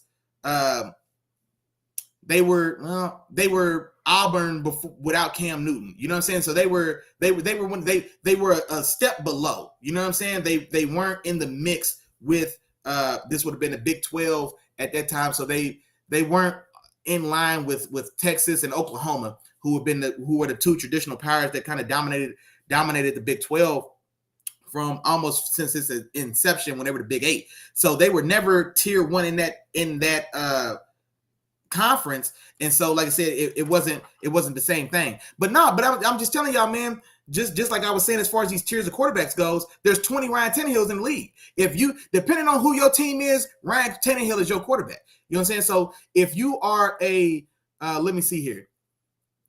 If you're a Vikings fan, Ryan Tannehill is your quarterback because Kirk Cousins is a better quarterback than Ryan Tannehill, but they in the same room. You know what I'm saying? So just like Deion Sanders be telling folks, there needs to be separate rooms. There needs to be an upper room in the Hall of Fame. There's an upper room in the quarterback room as well. You know what I'm saying? Everybody ain't at the VIP table with TB12 and AA Ron and them boys and Big Josh and Patty Cakes. You know what I'm saying? Everybody ain't in the upper room, but they still in the club though. So, and that's what I'm getting at. So, like I said, if you a Panthers fan, Baker Mayfield, Ryan Tannehill is your quarterback too. If you're a Jaguars fan with Trevor Lawrence, Ryan Tannehill is your quarterback, dog. You know what I'm saying? You a Saints fan with Jameis Winston. Ryan Tannehill is your quarterback. You dig what I'm saying? So if you ain't got one of them ones, you got a guy. And then, Lord forbid, if you ain't even got one of these guys, then you got them bottom tier guys and you just waiting for the draft anyway. And so that's what I get at when I'm saying, you know what I'm saying, Ryan Tannehill is definitely a competent starting quarterback for sure. Let me see here. Ant Connor said Chiefs Kingdom. Look here, little bro. You just got in, and this the foolishness you jump in with? Chiefs Kingdom? You know what I'm saying? Hey, I ain't mad at it though, man. You gotta hold it down, man. You gotta hold it down for your squad, man. So we appreciate you, man. Glad to see you back in this thing for sure. Let's see here. Real deal STL Sports, my dog Skinny. He said they only going as far as Jalen. And yeah, and that's a fair thing to say, because like I say, just how important quarterbacks are to this league. But I'm not gonna lie, man. I'm excited to see what that defense does. These guys are young, and so it's hard to see to say just how much you can expect from them as rookie contributors. I really like those picks of Jordan Davis and then spinning the block and coming right back around and getting Nicolby Dean. I already told y'all, man, Darius Slay already went in there and helped solidify that secondary, or give that secondary respectability, and then you go bring over a very, very competent number 2 in James Bradbury, which is where he, I think, thrives best at anyway. James Bradbury came up under Norman. When Norman was at the Panthers, I think Bradbury was just getting in and doing his thing, if I'm not mistaken, or maybe he was there as the sidekick to Dante Jackson, the corner that's still right there in Carolina. But my point is, if he's your number 1 guy, he went to the Giants and got paid to be the number 1 top corner, and he couldn't necessarily live up to that. Think of Juju Smith-Schuster when he got to be AB's number 2 versus when we asked Juju to be the number 1. So James Bradbury, in my mind,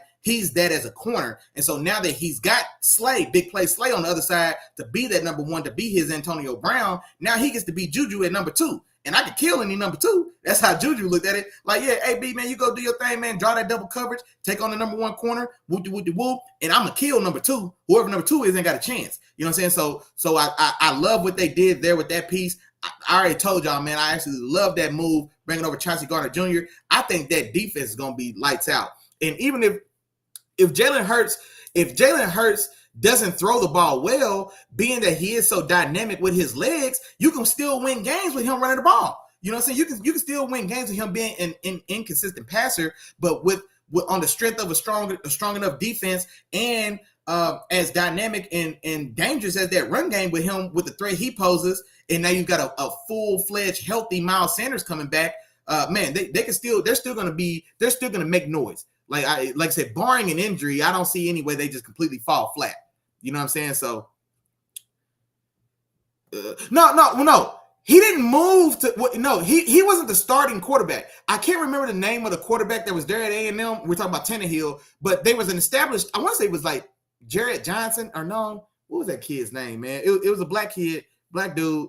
But they had an established starter when Tannehill was there. And so Tannehill was in that quarterback room waiting his turn, but he's such an athlete. You know what I'm saying? It's like, man, let's get my dog on the field. So they move him to receiver. So it wasn't done as a knock or a spite against his quarterback playing ability. It was just like, he's dynamic enough that, hey, man, let's get him on the field. Hey, Hey, Aunt little bruh, man, my dog Miles, man, my dog Mac, his little brother in the building, man. He said Alex was a 4-5 guy as well. Exactly right. You know what I'm saying? He was a 4-5 guy and underrated. No, we knew he could run. He was a little gun shy. He was a little gun shy for me, man. He couldn't pull the trigger. That's why he got replaced by Kaepernick. And then I also, you know what I'm saying? We saw the difference. Alex Smith is a guy who, like I said, when he's gun shy pulling the trigger, and this was always me and Chop's debate, because Chop was a big Alex Smith guy. And I'm like, nah, man, I want a guy who, if you're going to be my quarterback, I want one of them ones. Because in my mind, if I ain't got one of them ones, then I'm looking for somebody, because everybody else is Ryan Tannehill. So if I ain't got one of them ones, I'm looking for a replacement. And so Alex Smith was always that guy. That's why he gets replaced by Colin Kaepernick, and then they go to a Super Bowl. That's why he gets replaced by Patty Mahomes, and then they go to a Super Bowl. You feel me? And so, but as far as his athleticism, though, just like Lil Bruh said, man, he was a 4-5 guy as well. Dude have real wheels for sure.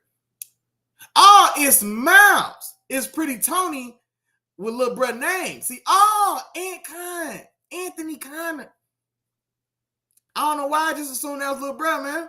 I just assumed it was Lil Bruh. I thought I was gonna see Miles in the bit. Hey, well, welcome back then, my boy. I appreciate you. Real deal, STL Sportsman, my dog Skinny said, just not elite, but very serviceable. Man, exactly, bro. That's what I'm getting at. If you not elite, you a guy, period. In my mind, you know what I'm saying? Like, I ain't got 7 tiers. Hell no. You either a guy or you not.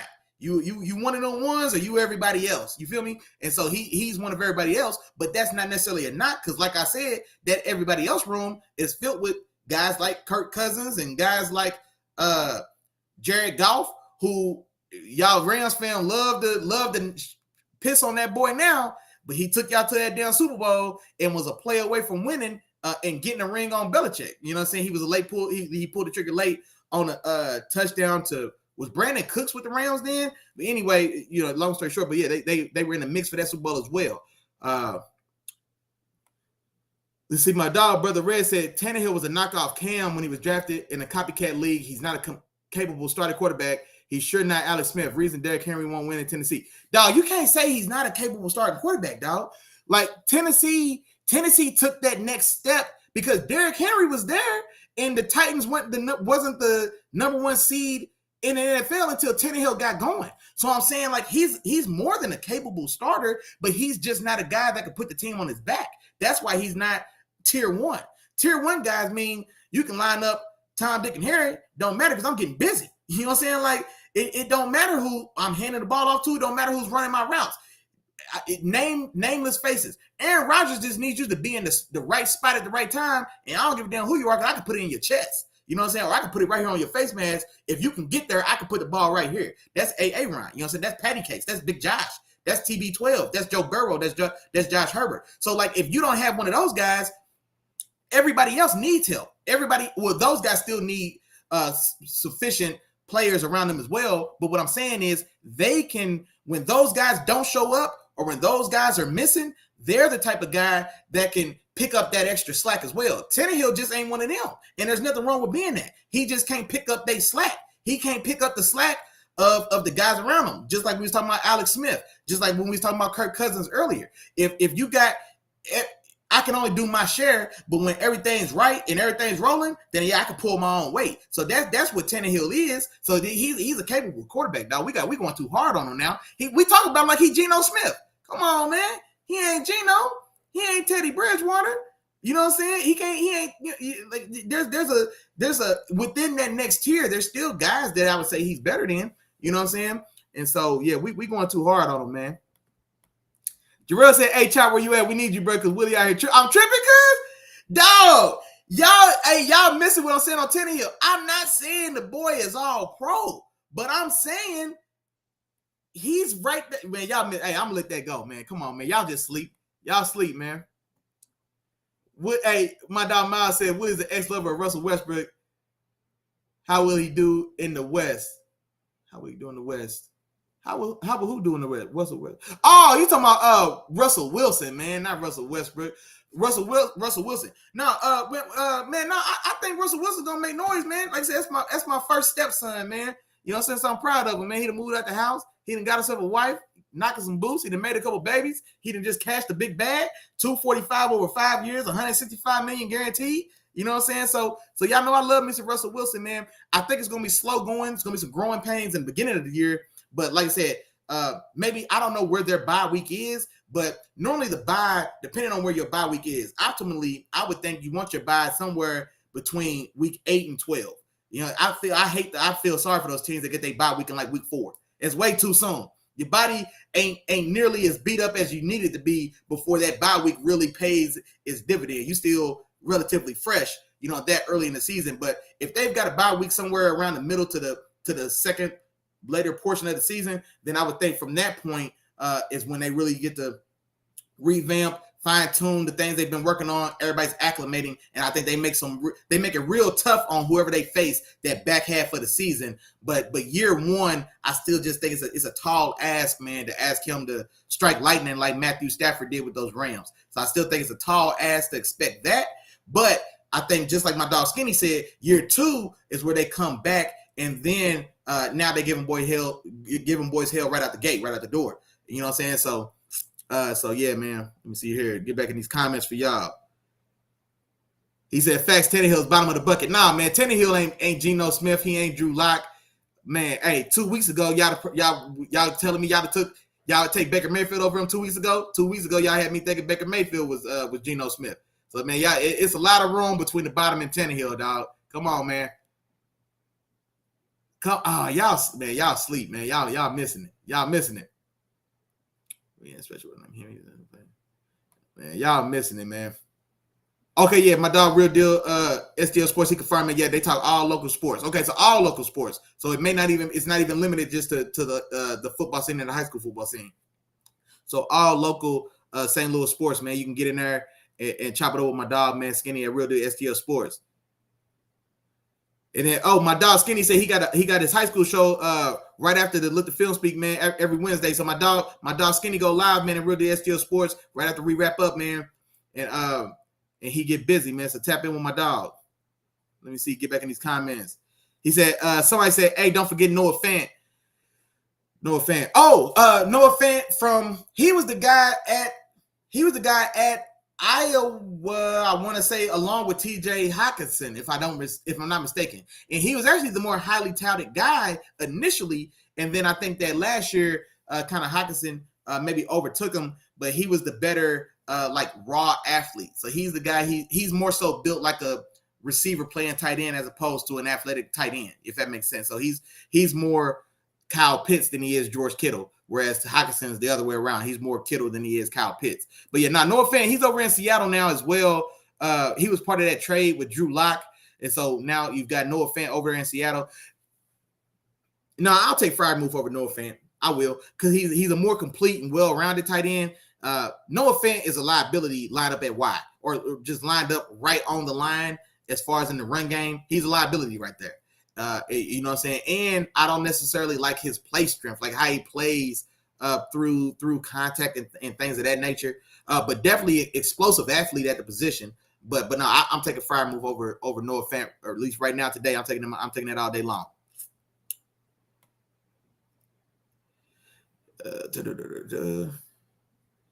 Hey, my dog Real Deal, he said good comparison with A&M to Michigan State. Yeah, exactly. Like I said, they wasn't bottom of the barrel, but they just weren't considered elite in the conference at the time. But they were still always a team that, you know what I'm saying, they an ugly out. You know what I'm saying? Like you can go in and the big tier 1 teams expect to get that dub, but you got to earn it though. You know what I mean? So that's the type of team they was, like a Michigan State, exactly. And then, Brother Ray said, Saban threw a whole fit about Jimbo getting that haul of recruits. Man, yeah, hell yeah, he did. Hell yeah, he did. And he was so salty, boy, he just started throwing shots at everybody. Deion caught a stray. They had Deion and Mississippi State catch a stray. He ain't do nothing but get one. He just got one of them guys he wasn't supposed to get. And Saban had a bullet for him. He had a stray for him as well, man, and Travis Hunter. And so, yeah, man, Saban was hurt. And then Jarrell said he definitely would take Baker. No, see, I would take Baker as well. I'm not saying he's above Baker, but I'm saying they are in the same tier of quarterback. If you don't have one of them, y'all missing it. If you don't have one of them ones, you just got a guy.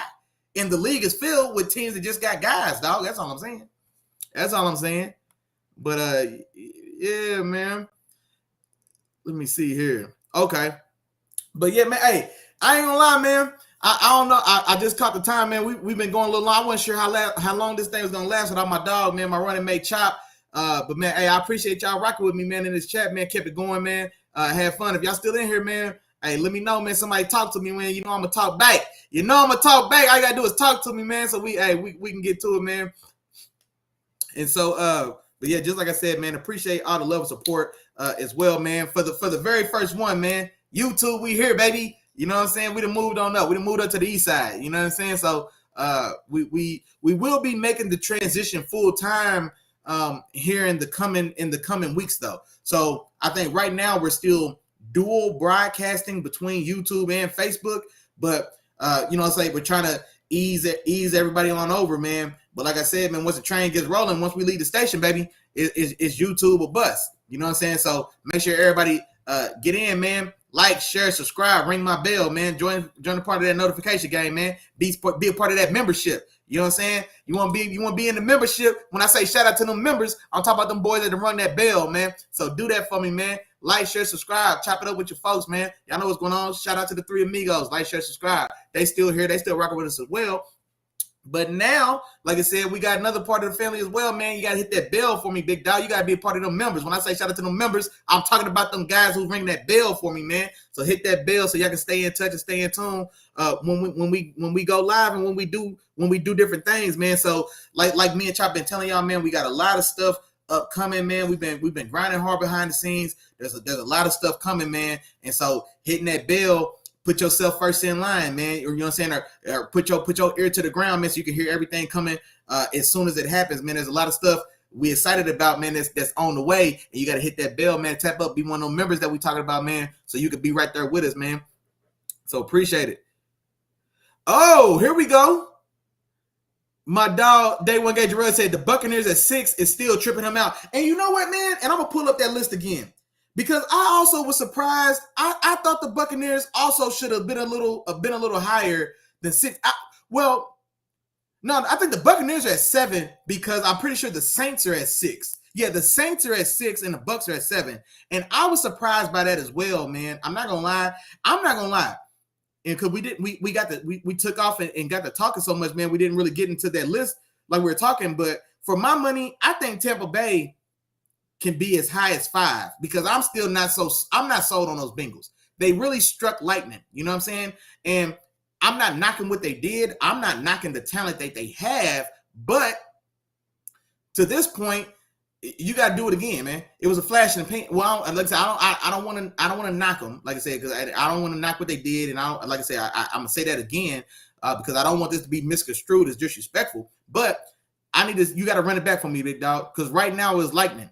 You know what I'm saying? Right now it's lightning in a bottle, and it's hard to catch that stuff. You know what I'm saying? So you got to do it again before I put you over the established, consistent championship pedigree of Tom Brady now. You know what I'm saying? Tom Brady now was in the Super Bowl, or in the NFC Championship game, 2 of the last 3 years, or maybe two. Was it either 2 of the last 3 or 2 of the last 3 because it was Niners and Rams last time. So 2 of the last 3 years, they won a Super Bowl already. And so I trust that more so than the young, hot upstart of the Bengals who caught fire over the last 6 weeks of the regular season and then carried that over into the postseason. So Bengals at 5 is too high for me. I want to switch the Bengals and Tom Brady to put Tom Brady at 5 or even 4 with the Rams. I don't think that's out of line. I would put the Eagles over the Saints. So I would have Bucs at 5. I would probably go Eagles at 6. No, Bengals at 6, Eagles at 7. Ooh, look, the Chargers. Look, man, this list, the Chargers, I think, got to be up a couple spots. I think the Chargers should probably be above the Saints, realistically. I would probably have the Saints at 9, right above the Niners. Now that I'm looking at this list, man, that's probably where I would have went with that. It's probably what I would have went with that myself, man. So, but yeah, good comment, man. Yeah. The Saints being as high as they are, man. And y'all know I'm a Jameis fan as well. So y'all know I cheer for Jameis, man. I want him to do well. But you got Michael Thomas coming back. I was never a big Michael Thomas guy. As far as how I thought of him or ranked him in the league, there's no doubt in his talent. He was an Ohio State guy as well. I got roots in Ohio, so I got love for the Buckeyes for sure. But I wasn't one of those guys that ever thought he was sitting at the top of the wide receiver hierarchy in the league. For me, he was always under AB, Hop, Julio. He was there. No, I think he was after. I'm pretty sure he was after prime Odell. You know what I'm saying? Odell got lost in the wilderness. That is Cleveland for a little while before he had a moment of rebirth with those Rams for a little bit. So. But yeah, man, I'm gonna go ahead and wrap this thing up, man. Hey, one more time for the guys, man. Appreciate all the love and support, dog. Who was in this fooling with me, man? We had Day One Gang Jarrell was in the building, man. Real Deal STL Sports, my dog Skinny was in the building, rocking with us, man. No Vultures the podcast, my dog Brother Riz, James Joseph Kinney was in the building as well, man. My dog Big Dubs came through, man. William White, he was in the building, man. My dog Miles, man. Miles Anthony, he was in the building. Appreciate you, dog. Let's see who else is in here rocking with me, man. Y'all know how I get down, man. I'm looking for you. Isaiah, what was your name, big dog? Isaiah, he was in the building, man. I can't remember your last name. I appreciate you, homie. So appreciate you coming through, rocking with us, man. You was talking a little spicy, but it's all good, man. Hey, we got room for you here as well, man. Welcome, dog, as well. Man, hey.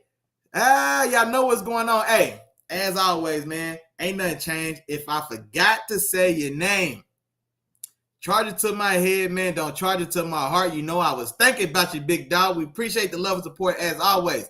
One more time, man. Oh, there he is. Isaiah Malik Holmes. Shout out to you, dog. I appreciate you coming in here and getting spicy, man. So appreciate you as always, man. But yeah, hey, if I forgot to say your name, man, charge it to my head, not my heart. You know, we was thinking about you as always, man. We appreciate. We can't never say that enough.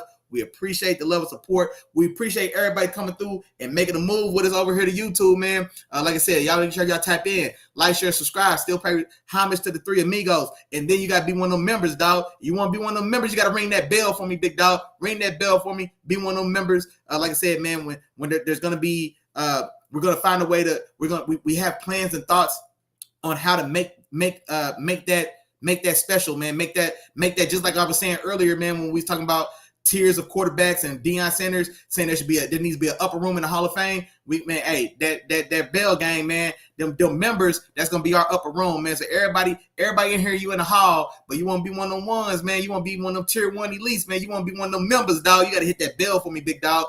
Hey, other than that, man, this first one, bringing over the new change. Shout out to my dog, man, my brother. I know he wanted to be here so bad, man. He had the birth of a beautiful baby girl today. Shout out to my dog, Chop, man. Beautiful baby Joey Love, man. Can't wait to see you, beautiful. And yeah, man, other than that, we will be right back. Y'all know what's going on, man. Wednesdays, 7 o'clock. I tell y'all every time I want to watch on Wednesdays because I know where I got to be. I don't need no clock. I ain't got nowhere else to be but right here with y'all, chopping it up, man, kicking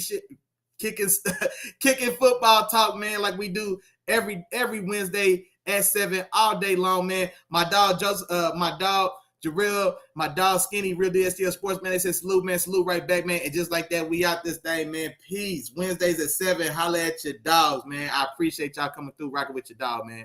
Y'all have a good one.